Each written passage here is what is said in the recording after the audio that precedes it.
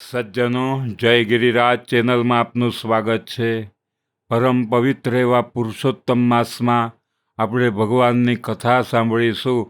આજે પહેલો દિવસ છે તો પહેલા અધ્યાયની કથા તથા કાંઠા ગૌરની કથા પણ સાંભળીશું. આપણે વસુદેવ સુતમ દેવમ કંસચાણૂરમર્દનમ દેવકી પરમાનંદમ કૃષ્ણમ વંદે જગદ્ગુરુમ મૂકં કરોતિ વાચાલમ પંગુમ લંઘયતે ગિરિમ યદકૃપાતમહં વંદે પરમાનંદમાધવમ સચ્ચિદાનંદરૂપાય વિશ્વોત્પત્યાદિહેતવે તાપત્રય વિનાશાય શ્રીકૃષ્ણાય વયં નુમા. પ્રથમ અધ્યાયની કથા એવી છે.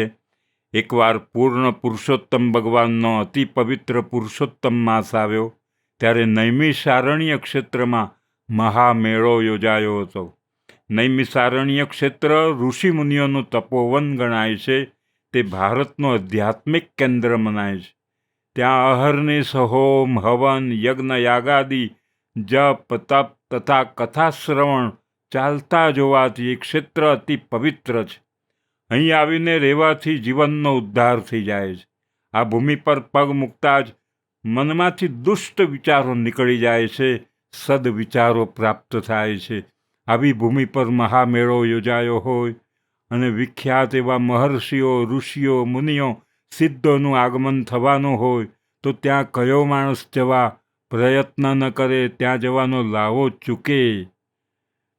એકવાર નૈમિષારણ્યમાં યજ્ઞ કરવાની ઈચ્છાથી વિખ્યાત એવા ઋષિઓ ભૃગુ, અગસ્ત્ય, કપિલ, કાત્યાયન, ગૌતમ, કૌશિક, અત્રિ, ગર્ગ, જમદગ્નિ, ભારદ્વાજ, શૌનક, જૈમિની આદિ અનેક ઋષિમુનિઓ અને તપસ્વીઓ પોતાના શિષ્ય સમુદાય સાથે અહીં બધા ભેગા થયા છે. તેઓ યજ્ઞ કરવાની તૈયારી કરતા હતા. એ સમયે શ્રી વ્યાસજીના શિષ્ય શ્રી સૂત પુરાણી ત્યાં પોતાના શિષ્યો સાથે પધાર્યા છે. એમને જોતા જ ત્યાં એકત્ર થયેલ બધા મુનિઓ ઋષિઓ એકદમ ઊભા થઈ એમનું સ્વાગત કરે છે અને આજુબાજુ ગોઠવાઈ જાય છે. એમની સમક્ષ કોઈ હિતકારક અને જગતનું કલ્યાણ થાય એવી કથા સંભળાવવા ઈચ્છા વ્યક્ત કરી છે. ઋષિમુનિઓની કથા સાંભળવાની ઈચ્છા જાણી સૂત પુરાણીએ કહ્યું, હે મુનિ શ્રેષ્ઠો, આપની આકાંક્ષા ઘણી ઉત્તમ છે. જેનાથી જગતનું કલ્યાણ થાય તેવો માર્ગ અતિ ઉત્તમ છે. હું પણ આવા કલ્યાણકારક ઉદ્દેશથી જ તીર્થયાત્રાએ નીકળેલ છું. હું પહેલાં તો પુષ્કર, મથુરા, પ્રયાગ, કાશી, ગયા આદિ તીર્થક્ષેત્રમાં ગયો હતો. પછી દક્ષિણમાં તથા પૂર્વમાં બધા જ તીર્થક્ષેત્રમાં ફરી બદરિકાશ્રમ ગયો હતો. ત્યાંથી સરસ્વતી નદીને કિનારે આવેલ સિદ્ધ ક્ષેત્ર સિદ્ધપુર ગયો હતો. ત્યાંથી પછી હસ્તિનાપુર ગયો હતો. હસ્તિનાપુરમાં મને ખબર મળી કે રાજા પરીક્ષિત રાજપાટ છોડીને ઋષિના શાપથી મુક્ત થવા ગંગાજીના કિનારે ગયા છે. ત્યાં શ્રી વ્યાસજીના 16 વર્ષના દિગંબર અને તેજસ્વી પુત્ર શ્રી સુખદેવજી કથા કહેવાના છે. અહીં અનેક ઋષિમુનિઓ તપસ્વીઓ કથા સાંભળવા એકત્ર થયા હતા, પણ હું પણ કથાનો લાભ લેવાના આશયથી ત્યાં જઈ પહોંચ્યો છું. એક ઊંચા આસન પર શ્રી સુખદેવજી બિરાજમાન હતા. આસપાસ તો અનેક ઋષિમુનિઓ અને તપસ્વીઓ સાથે રાજા પરીક્ષિત પણ બેઠા હતા. રાજા પરીક્ષિતે શ્રી સુખદેવજી સમક્ષ જીવન મુક્તિ થાય તેવી કથા સંભળાવવા વિનંતી કરી. આ વિનંતીને માન આપીને શ્રી સુખદેવજીએ શ્રીમદ ભાગવત કથાનો આરંભ કર્યો. આ શ્રીમદ ભાગવત કથા 7 દિવસ ચાલેલી હતી. 7મે દિવસે પરીક્ષિત રાજાની જીવન મુક્તિ થઈ ગઈ છે તે મેં પ્રત્યક્ષ જોયું હતું. ત્યાં આગળ મારા સાંભળવામાં આવ્યું કે નૈમિષારણ્યમાં જગ કલ્યાણાર્થે યજ્ઞ થઈ રહ્યો છે અને તેમાં અનેક ઋષિમુનિઓ એકઠા થનાર છે. આપ બધાના દર્શનના હેતુથી હું અહીંયા આવી પહોંચ્યો છું. આપના લોકોના દર્શન કરીને હું કૃતકૃત્ય થઈ ગયો છું. આ રીતે શ્રી બૃહન્નારદીય પુરાણમાં પુરુષોત્તમ મહાત્મયમાં નૈમિષારણ્યમાં યજ્ઞ નામનો પહેલો અધ્યાય પૂર્ણ થાય છે. બોલો બધા પુરુષોત્તમ ભગવાનની જય. હવે આપણે કાંઠાગોરની કથા સાંભળીએ. નદી કાંઠે એક રમણીય ગામ હતું. એમાં એક ડોસી તેના 2 દીકરા અને 2 વહુઓ સાથે રહેતી હતી. ઘરમાં કલેશ થતાં 2 દીકરાઓ અલગ અલગ થઈ ગયા. તેઓમાંથી કોઈ માને રાખવા તૈયાર નહોતા. એથી ડોશી પણ અલગ રહી પોતાનું ગુજરાન ચલાવતી. આમ 3 જણા જુદા જુદા ઘરમાં રહેતા હતા, પણ વાર તહેવારે ભેગા પાછા થતા હતા ખરા. ડોશી ધાર્મિક વૃદ્ધિના હતા. તે રોજ સવારે ઉઠી પુરુષોત્તમ ભગવાનનું નામ લેતા લેતા નદીએ નાહવા જતા. તેમના નાના દીકરાની વહુ પણ રોજ નદીએ સ્નાન કરવા જતી. એઓ કાંઠાગોરવાનું પૂજન કરી ઘરે આવી પાછા પોતાના કામકાજમાં લાગી જતા. ત્યારે મોટા દીકરાની વહુ ઉઠતા જ ઘરની ઝંઝટમાંથી જ ઊંચી નહોતી આવતી. તે 2 પૈસે સુખી હતી, તેથી તેને પૈસાનું અભિમાન આવી જતું હતું. દેરાણી બહુ ભોળી હતી. એક દિવસ નદીએ નાહવા જતા તેણે જેઠાણીને ઘરે જઈને કહ્યું, જેઠાણી, આજે તો મારી સાથે નદીએ નાહવા ચાલો. ત્યાં જઈને કાંઠાગોરમાનું પૂજન કરીશું, પુરુષોત્તમ માસની કથા સાંભળીશું અને પછી ભગવાનનું સ્મરણ કરતા ઘરે આવીશું. જેઠાણી કહેવા લાગી, આ તો નવરાઓના કામ છે. નાહવાનું તો ફક્ત બહાનું છે, પણ ત્યાં બધા ભેગા મળીને ગામની નિંદા કરતા હોય છે. આમાં આપણું કામ નહીં. મારે તો મારું ઘર પેલું સંભાળવાનું છે. મારે ઘરે આવનારા ઘણા છે. મારા પતિ દુકાનેથી આવે, છોકરાઓ નિશાળેથી આવે, પિયર ગયેલી વહુ આવે, સાસરે ગયેલી દીકરી આવે, સગા સંબંધીઓ આવે. મારે બધાને સંભાળવાના છે. અને આમાંથી હું આખો દિવસ નવરી પડું તો તમારી સાથે નાહવા આવું ને. તમારે વ્રત ને બધું કર્યા કરો. મને ધર્મ કરવાનો જરાય સમય છે જ નહીં. જેઠાણીની લાંબી ચોડી વાત સાંભળી દેરાણીને દુઃખ થયું છે, છતાં તે કંઈ પણ બોલી નહીં. તે સાસુ પાસે ગઈ છે ને બધી વાત કરી છે. સાસુએ કહ્યું, જે કરે તે ભરે. ભગવાન માણસને સુખ આપે છે ને, અને સુખ મળ્યા પછી ભગવાનને જ તે ભૂલી જાય છે. મોટી બહુ સમજે તો સારું, નહીં તો એના ભાગ્ય પણ ફૂટેલા જ છે. કાંઠાગોરમાં રીજે તો ધન ધાન્યનો પાર ન રહે, અને જ્યારે ખીજે તો કોઈ નાય નહીં. આમ દિવસો વીતી રહ્યા હતા. દેરાણીના દિવસો પુરુષોત્તમ ભગવાનના ધર્મ ધ્યાનમાં જતા હતા, ત્યારે જેઠાણીના દિવસો સાંસારિક કર્મમાં જ ઝંઝટમાં જ વીતતા હતા. તેની પાસે ધર્મ કરવાનો વખત જ નથી. એ તો સગાવાલાને રીઝવવામાં પડી હતી. દેરાણી તો રોજ નદીએ નહીં કાંઠાગોરમાંની વાર્તા સાંભળતી અને ધર્મ ધ્યાનમાં રત રહેતી હતી. આથી કાંઠાગોરમાં દેરાણી પર રીઝ્યા છે. એને ઘણી સુખ સાહેબી દીધી છે.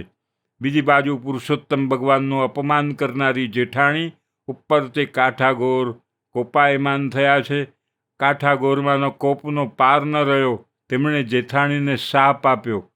પેઢીએથી પતિ ગાયબ થયો છે. નિશાળે ભણવા ગયેલ છોકરા ઘરે પાછા ના આવ્યા. દીકરીના સાસરિયા કોપ્યા છે, તેથી તેની દીકરીને તેની મા પાસે જવા ન દીધી. પિયર ગયેલી વહુ પણ પાછી ઘરે ન આવી. કોઈ સગાવાલા ન આવ્યા. સીમમાં ગયેલ ઢોર પણ પાછા ન ફર્યા. આમ અણધાર્યું બનવાથી જેઠાણી હેબતાઈ ગઈ છે.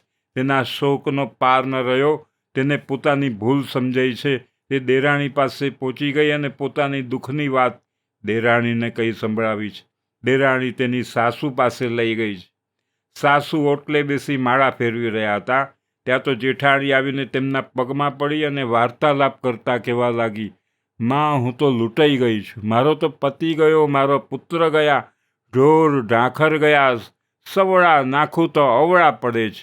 માટે કંઈક એવો રસ્તો બતાવો, તમે જેમ કહેશો એમ કરીશ. સાસુએ કહ્યું, મોટી વહુ, તે જાણે અજાણે પણ પુરુષોત્તમ ભગવાનનું અપમાન કર્યું છે. આથી કાંઠાગોરમાં તારા પર કોપાયમાન થયા છે. તેથી તારા બધા કાર્યો અવળા થાય છે. આથી કરીને તું પુરુષોત્તમ માસનું સ્નાન કર, ધર્મ ધ્યાન કર, કાંઠાગોરમાંનું પૂજન કરી એમને વિનંતી કર, ભૂલની ક્ષમા માગ.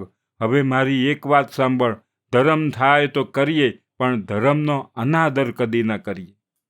ત્યારે જેઠાણી રડતા રડતા બોલી છે, માં, હું સાવ આંધળી છું, અજ્ઞાની છું. ધર્મની વાત તો જાણતી જ નથી. અજાણતા અનાદર થયો છે. હું કોઈ દિવસ નદીએ કાંઠાગોરમાંને પૂજવા ગઈ નથી. મારે ત્યાં જઈને શું કરવાનું હોય? સાસુએ કહ્યું, એક થાળમાં પૂજનની બધી સામગ્રી લેવી, તેમાં શ્રીફળ, પુષ્પ, ચોખા, સોપારી, કંકુ, અબીલ, ગુલાલ, ધૂપ, અગરબત્તી મૂકી હાથમાં પૂજનનો થાળ લઈ ખભે ચુંદડી નાખી ઢોલીને લઈને થોડી સ્ત્રીઓ સાથે વાજતે ગાજતે નદીએ જા.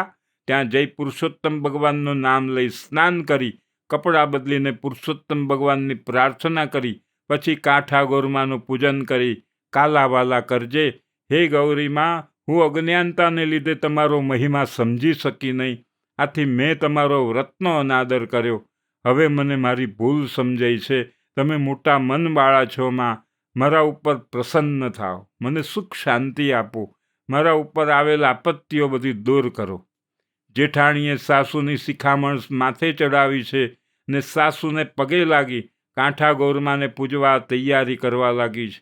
દેરાણી, જેઠાણી ને સાસુએ આડોશ પાડોશમાંથી ભાવિક સ્ત્રીઓને ભેગી કરી છે.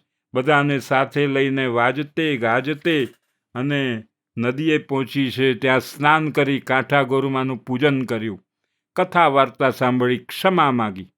કાંઠા ગોરમાનું પૂજન કરીને જેઠાણી જ્યારે ઘરે પાછી આવી એના હરખનો પાર નથી. કેમ કે પતિ પેઢીએથી ઘરે આવી ગયો છે, દીકરો નિશાળેથી આવતો દેખાય છે. પહેલાં જે પિયર ગયેલી વહુ એ આવીને ઓસરીમાં ઊભી છે. સાસરેથી દીકરી પણ આવી પહોંચી છે. સીમમાં ગયેલ ઢોર પણ આવવા લાગ્યા છે. સગાવાલા પણ આવી પહોંચ્યા છે. આમ ચમત્કારિક રીતે આ બધું બનવાથી જેઠાણીએ કહ્યું, હે ગૌરીમાં, તમારી કૃપાથી ગુમાયેલું બધું જ પાછું મળ્યું છે. હવે હું પુરુષોત્તમ માસનું પૂર્ણ શ્રદ્ધા સાથે વ્રત કરીશ. દરરોજ સ્નાન કરવા જઈશ, કાંઠા ગોરમાને પૂજીશ, વ્રતની પૂર્ણાવતી સમયે બ્રહ્મ ભોજન કરાવીશ, અન્નદાન અને વસ્ત્રદાન આપીશ, નિંદા કરીશ નહીં, ખરાબ આચરણ નહીં કરું, મારા હું પદનો હું ત્યાગ કરીશ. જેઠાણીએ મનમાં જે સંકલ્પ કરેલ તેનો તેણે તે દિવસથી જ અમલ ચાલુ કરી દીધો. તે સવારે વહેલા ઉઠી દેરાણી અને સાસુ સાથે નદીએ સ્નાન કરવા ગઈ. એ કાંઠા ગોરમાનું પૂજન કરી કથા વાર્તા સાંભળતી થઈ છે. કાંઠા ગોરમાએ ત્રણેયને સદબુદ્ધિ આપી. દેરાણી જેઠાણી પોતાના પતિઓ સાથે ડોશીના અસલ ઘરમાં રહેવા આવી ગયા છે. ડોશીના બંને દીકરાઓને આથી આનંદ થયો છે. બધાના આવવાથી ડોશીનું સૂનું ઘર પાછું આનંદ કિલ્લોલ કરતું થઈ ગયું છે. હે પુરુષોત્તમ ભગવાન, એ કાંઠા ગોરમાં તમે જેમ સાસુ જેઠાણી દેરાણીને ફળ્યા એમ તમારું પૂજન કરનાર, કથા સાંભળનાર, સ્નાન કરનાર દરેક ભાવિકોને ફળજો, સુખ શાંતિ આપજો. બોલો પુરુષોત્તમ ભગવાનની જય. કૃષ્ણ કનૈયા લાલ કી જય. ગિરિરાજ ધરણ કી જય. આગળના અધ્યાયો સાંભળવા માટે ચેનલને સબસ્ક્રાઈબ કરો અને બેલ આઇકોન દબાવજો. ધન્યવાદ.